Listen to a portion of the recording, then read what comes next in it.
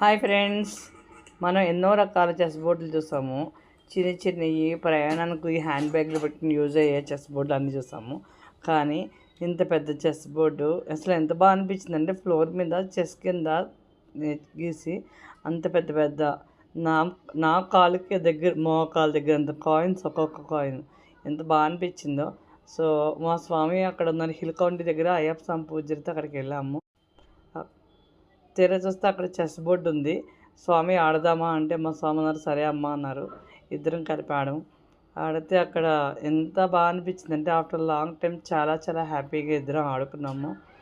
So కానీ నేనే win అయ్యా మా స్వామి మీద. I'm so happy.